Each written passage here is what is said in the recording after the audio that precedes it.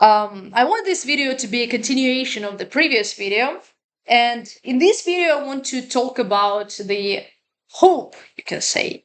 Um, we, well, I discussed that um, we are born into something. We are not being born in a vacuum. Um, there is something there, and not just a relative something. There, we are presented or given with the body that has its needs, it demands, that feels pain that we uh, so strongly want to avoid, and uh, there is the outside reality as well. There are other people. We are being born into some reality. We have something to do. There is already something. There is something to discover. There is something to attend. There are some problems to solve. The problem of death, the problem of our mortality, our limitation, our weaknesses, our needs that should be satisfied for us to continue to live. There is a sort of a quest going on. We can't simply remain existing unless we are provided with. The life requires the action. The reality requires action and effort for us to maintain the life. And the reality is there, that is not fully acknowledged by us, but that is there outside of our comprehension of it and affects us, whether we discovered it or we didn't. It still does affect us. Um, but I also mentioned that it's not logically, it should not be that hard for us to know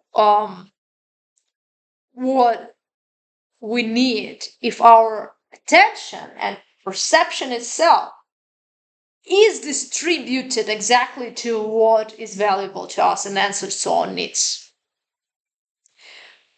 Our needs are the deepest concerns. That's why we call them needs, right? We need it as sort of the deepest necessity. Um, and we don't fully know our needs, but logically, our attention and our perception should uh, distribute itself, focus itself on what is important to it. Because even though we are not aware of ourselves, consciously, fully of our body, the body is there. The body that has its needs is there. It is present. And the reality of it manifests itself that it still kind of works in us. We get hungry, craving food, etc. This provides us with the foundation. This provides us with hope. This provides us with hope in relation to the sort of the goal. Maybe you can call it purpose, or maybe you want to call it a quest. We have something to do. We don't do something, we die. And this is hopeful because for some people, there are times their whole foundation is shattered. The ground under their feet is just broken. Uh, they fall and they suffer in realization that their comprehension of reality being incomplete and lacking, and they have made the wrong choices for that, and they suffer for their choices. They suffer for their ignorance. Um, that's why we need hope, right? Let me take the better marker. So, right. And this is why I think it's hopeful. Because when everything is shattered, your image of the reality sometimes shattered. You did the wrong choices. You face with the problem that you figure it out wrongly, and now you are faced with the consequences of your choices. You didn't know. When I say wrong choice, doesn't necessarily, it's not wrong with the attached guilt of your intentions, of your let's say of bad or selfish intentions. It's a wrong in a way that it's brings you closer to death, and it brings you closer to misery uh, and suffering. Um, so yes, sometimes we find ourselves in this kind of states. Uh, and the picture of the world that we've built now needs to be reshaped and developed. It needs to be updated, or it needs to be fixed, some part of it. Perhaps it needs to be updated through being fixed. But it's a hard process because it's shattering. Sometimes it's shattering realizations, and also realizations that come uh, with the awareness of the consequences that you do have, and that are negative. So on top of the negative consequences, you also have the shattering realizations that you got it wrong. You maybe intentionally, maybe not intentionally, but you did a wrong choice. um, it undermines your confidence in your capacities. It undermines the belief in yourself in a way that sometimes it undermines the belief in yourself being sort of valuable, good, or worthy, right? Or capable of discerning, comprehending, understanding the reality. So it undermines your confidence, and you start to doubt everything. You start to doubt the world. What if it's a simulation? Everything looks so unreal, and etc. What am I doing? And so many questions arise, and doubts start just to playing in your mind. Um, what can we do in these moments? And I do believe that uh, when we are confused, we grab onto the most safe, secure, stable, because secure, because stable, uh, and real to us. That which is the most real to us, that which is stable, had not been changing, and that's why it's real. That's why we are confident in it. That's why it became secure to us, because it's not uh, an uncertainty. Uh, it's not chaotic, and it's not random. It can be comprehended. It's structured, it's ordered, it can be comprehended. Good. All right. So now try to think. Mm. So these sorts of basics, they are actually quite important to grab on. That we have to do to do something.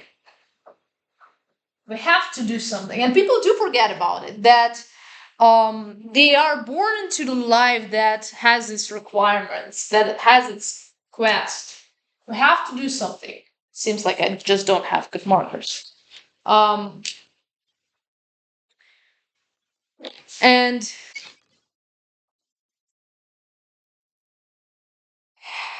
or we suffer. And okay, so let's say suffer. No, no. Okay, I'll try till I find one. Okay, let's say suffering. Suffering. death, um, and let's say pain and all sorts like pain. I'll just do this.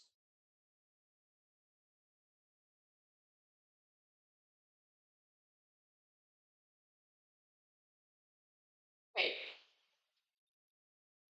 Another foundational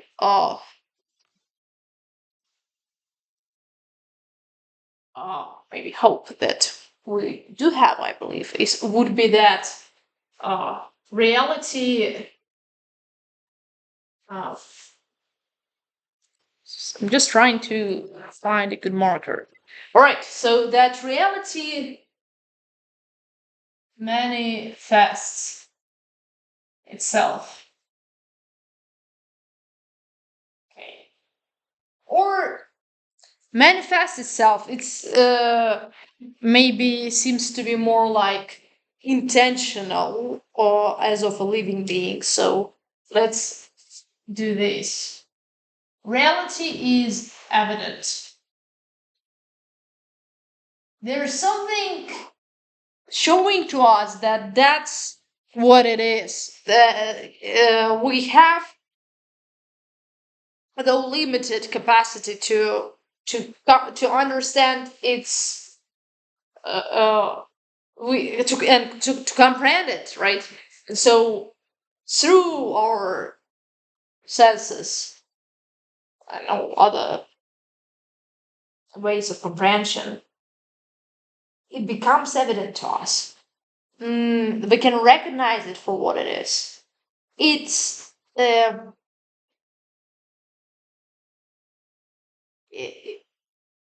i- like, let's take the case with illness. The reality of sickness manifests itself through the pain,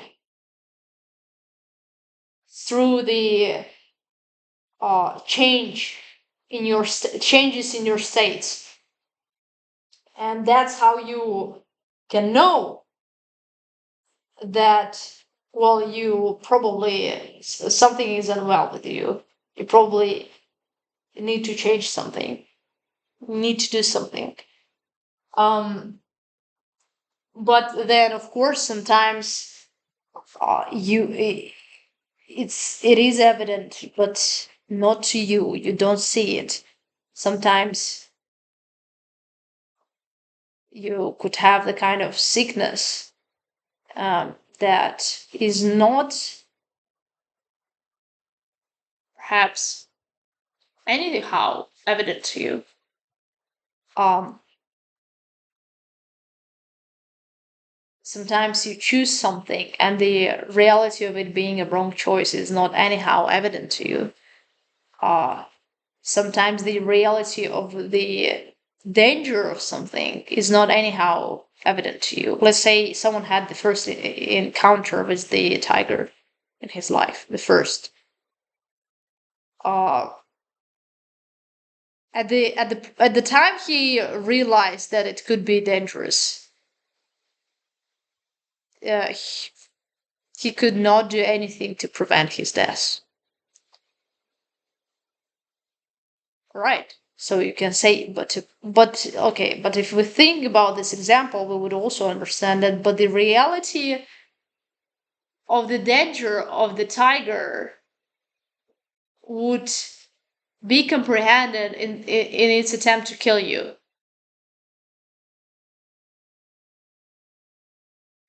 Would be comprehended when it hurted you. Would be comprehended by others when they would see you dead, etc. So reality would be well, we call it reality because that what is real, that what we discover, that is the thing we are sure in, right? um Evident, um and it can't can be comprehended.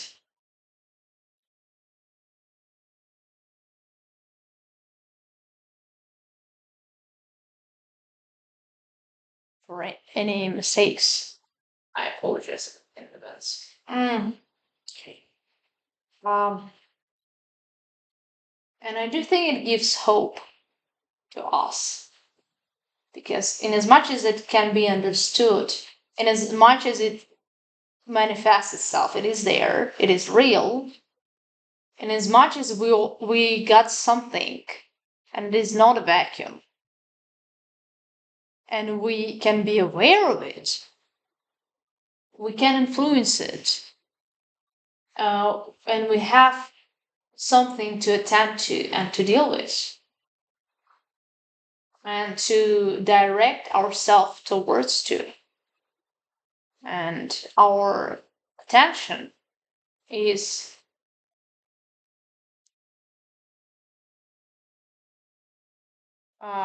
goal predisposed, um, linked to the goal. So when we look into the object, we also look what can we do with it? How is it useful to us? We understand it. We understanding what could we do, right? So we imply the goal, the course of action. Um, and it's always great to know that you've got something to do. You've got something to work on.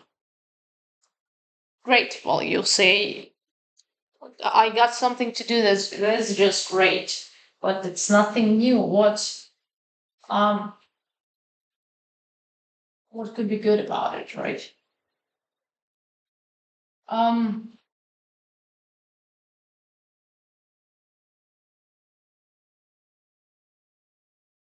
and all sorts of different questions arise with the um.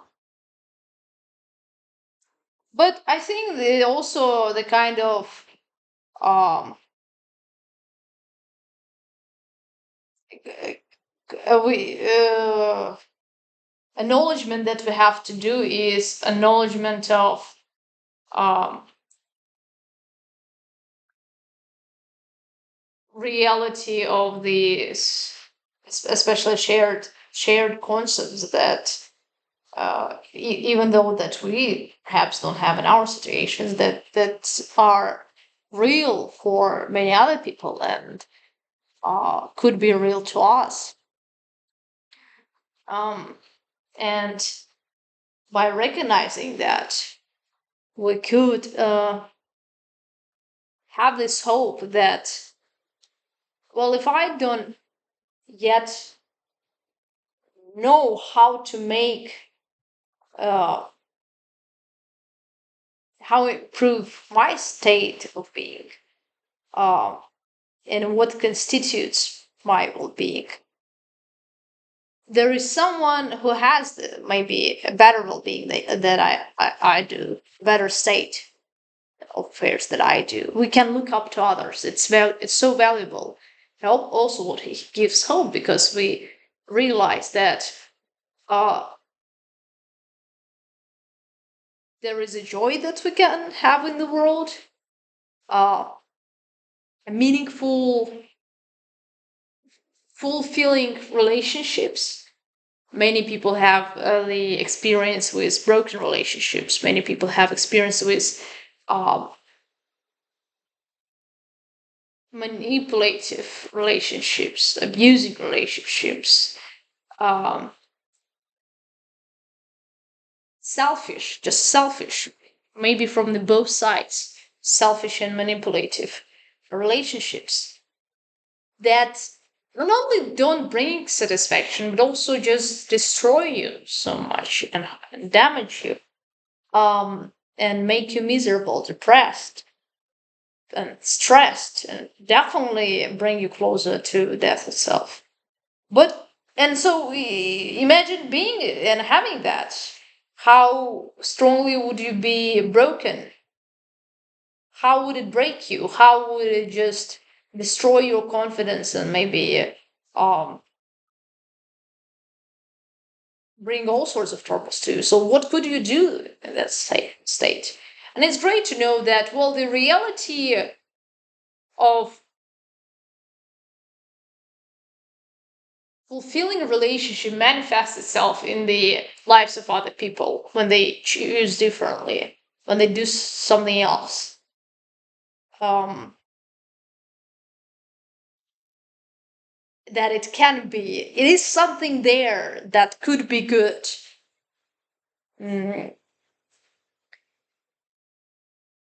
and that we can share this knowledge. You, let's say, you never tried a tribe, you never tried this kind of a new exotic fruit, but then someone comes to you and says, hey, there's some fruit, the kind you didn't try, and it's really uh, has the most, I don't know, uh, the best taste you ever tried, I promise you. So just try it, just see. And we can communicate the value to each other. You're like, wow, show me what the kind of fruit you found. I never tried it, but you were able to communicate it to me, and now, uh, you know, I can acknowledge it. So, and so we can communicate what is truly valuable and real, and valuable because it's kind of answers and relates exactly to us. Um, so we do communicate it, and therefore, uh, uh, it's great that we can understand well what is that which we communicate to each other already. Billions of years have passed. Uh, Something has changed. Perhaps something stayed also. But what is that which we, through all these years that we communicated to each other, that's been manifesting, the reality of which been manifesting, not only like in a speech, but uh, in anything that we can know, uh, that's actually been, maybe um, uh, the, I don't know, even uh, through the, what do we say, discovering historical realities, right? And modern, and perhaps seeing well what's through all of that times what just kind of been real and perhaps stayed the same, because you also interested not just in random factors, right? You're interested in the order, though it would make sense to be interested in randomness as well, but to address it, not least to address it. um so, and when you look at what has been manifesting itself as real, at what we were communicating to each other as valuable, at what people were praising and worshiping, uh, and still do, you start to understand well, the perception of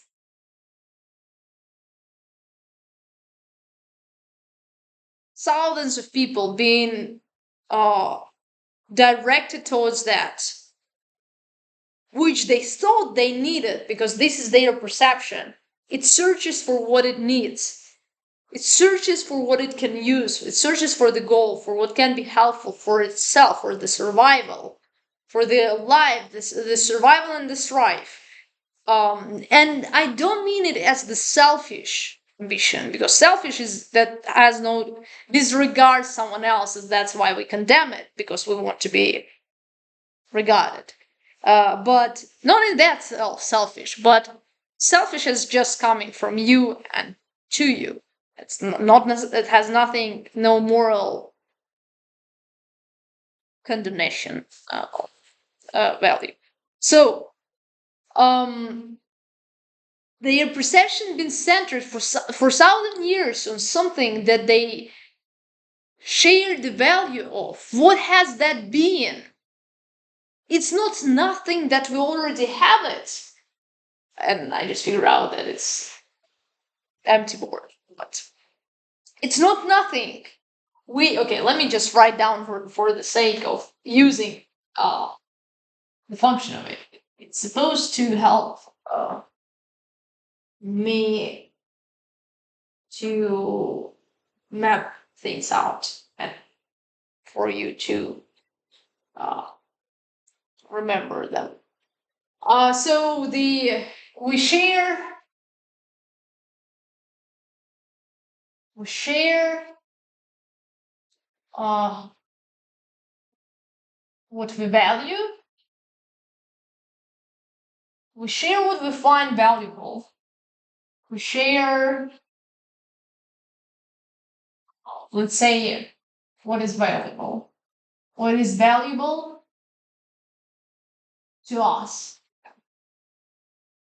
Okay, what our perception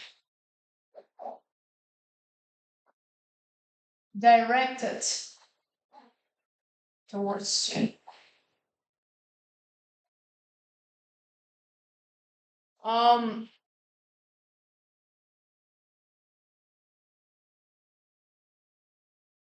and uh, again, if we're not born into something that is just so great that we can see what other people communicate us to us as something valuable for, and not only that, we can look in a time span and see what 1,000 years ago people communicated as valuable, and we do know these things. We do know them, but it seems that we are yet have a better choices to make to improve the state of our well-being. But we do need to understand that if perception is not directed randomly, then there is a factor these things attract us for, and it's directly related to us and our needs. And then we can answer better our needs if we would know what has been the perception of many people, that and our own including, directed towards too uh, on the longest span of time, uh, and what consequences did it had, because as we said, I mentioned the example of the substitutes that we can find for our needs that have their own consequences and are not the best uh, and choice for our actual needs. Let's say again, uh, many things drinkable, but not many things uh, healthy for you to drink. Maybe you can drink it in attempt to satisfy the need for water, to satisfy your thirst, but uh, it can still just lead to death. So it can be poisonous, toxic, whatever. So it can be a bad choice. You can make a false decision, but in an attempt to satisfy your need. So your perception can be still directed, but you can have a false opinion of that um, satisfying your need in a correct way. Okay, so have the problem of the false, false appearances, but we'll say just false appearance. Or maybe false solutions.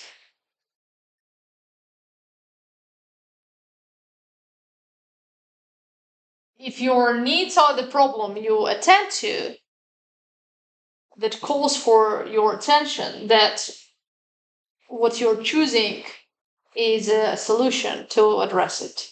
And then there could be false solutions that can seem like suiting,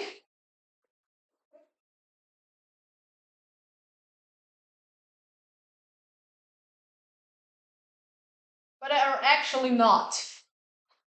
Um, but it doesn't mean that it's not yet, but that it's not helpful to find out what people direct their perception towards to. Actually, that tells us a lot about our needs. And if we see the pattern in what we direct our perception to, what grabs our attention, what calls for us, um, what is that we find troublesome, because it also speaks about our needs. Our troubles, the troubles we have trouble us for some reason. Because these things are, because this is related to us. Uh, it is related to our state of life. So all that helps us to research what is that we should be chosen. And there is lots of uh, ready, a lot of things that are already out there, ready for us to analyze and comprehend.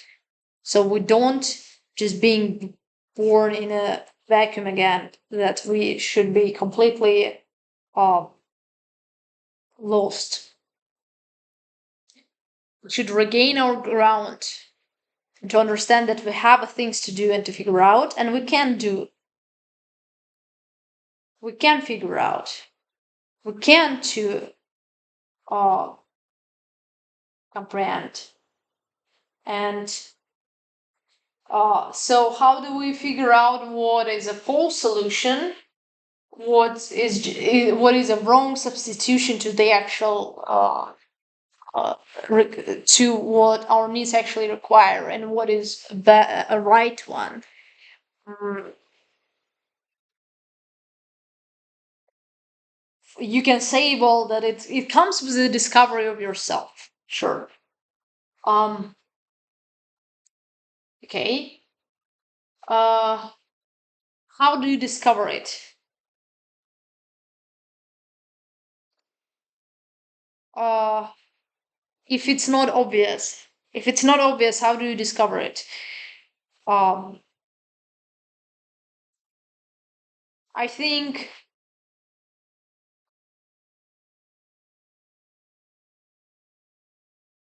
you see the results of you have to understand its nature. So again, there is no way without the comprehension of reality of the way things are. You need to see that the fruit that you eat is poisonous because someone who tried it got poisoned because of the effect it produced. You have to try it out. And I'm not telling to you, and to myself including, to try out anything to figure out the life. No, but I want to make a point that the nature of things manifests itself in the consequences when we direct our perception to it. So, and when we choose it, when we try to satisfy our needs with that, uh,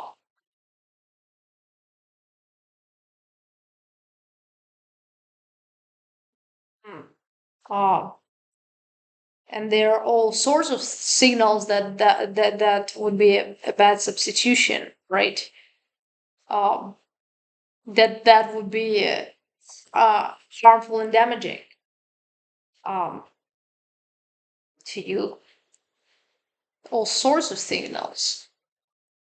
Um,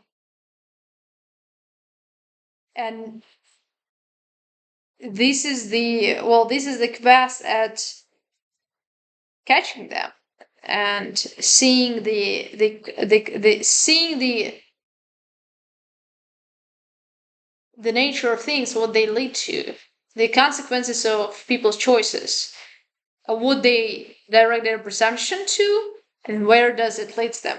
The problem is that sometimes it gets too complicated. It becomes a clump that is hard to um, manage. And how do we do that when we don't know why this person choosing all of that gets this, and the other person choosing all he chose gets that? And many will say also that the life is unfair. Sometimes people who try to choose it carefully, mindfully, get it wrong, and people who attempt to choose it well get it right. But I'm not trying to tell you this is not my point. My point is that how do you figure it out what you should direct your perception to? What satisfies your need, what you actually need, and what you don't. What is damaging for you, what just looks like you need, but is that the is not a good substitution. Um,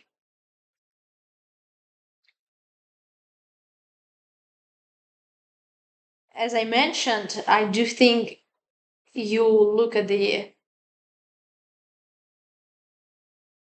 you try to reason, right? You try to operate. You try to bring it to conscious awareness, and you hmm, sometimes not only consciously, sometimes you uh, understand it instinctively. Sometimes, and oftentimes, emotions are helpful, and feelings help you understand. And with all your senses, you figure out that and that should be avoided or pursued.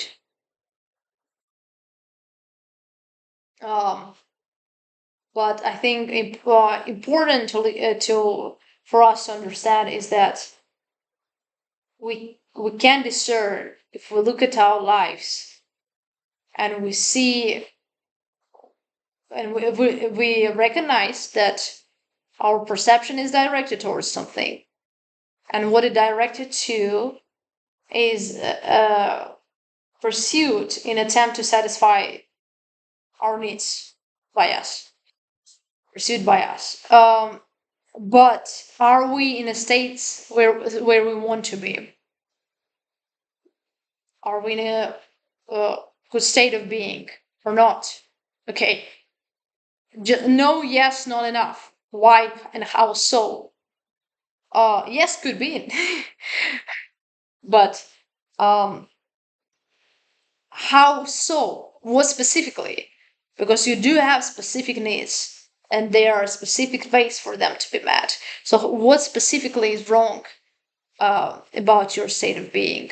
And then, of course, we need to analyze the nature of each thing that we have in our lives that we direct our perception towards to. And the way we do it, we identify what we direct our perception towards to, and we identify what nature these things has. And we can do that by looking at the consequences of this being our choice, and of course the choice of other people, or this just or how what um, is the nature of it in the reality. Maybe it just manifests, not necessarily when it's chosen by us, right? We can see that it's damaging. So we observe it, and we need to see its nature, uh, and to know whether we need to choose it. Now, not everything is so fixable The nature of things changes, and not only of things, people change too. Choose one person to invest into for your whole life, and then the person changes, and you did not expect that. You thought you knew the nature, you knew the consequences of choosing this person. You chose the person and it was good. You directed your perception towards the person you have received, and you've been receiving what you wanted. You've been happy, you've been satisfied. But then the person just changed. There was the shift going on, and now it went to the other direction. And I don't want to start talking about this being unfair, or how could it go to the other direction. I want to talk about, well, what was bad in this shift, uh, that you're dissatisfied with, and what actually been leading to your well-being specifically. And I think we do need to specify it and to recognize it more and more for what it is, to know how to address it. But it's already great to understand that our perception is not random. There is some source of need we have. So yes, it is hopeful. Maybe this topic shifted from an initial message of the hope. Um, but the primary message I have is that we have something we attend to. It's not only that we want to attend to that, it's that we attend to something. It's not only that uh, it's better to focus on something specific, is that we do focus into something specific. Um, so our perception is selective. It attempts it makes some work. It attempts to do something, and consciously we don't fully understand ourselves, but our understanding of it influences our life. So we better do figure it out, these things out. We better do reflect. We better do increase our awareness. Otherwise, how can we address it?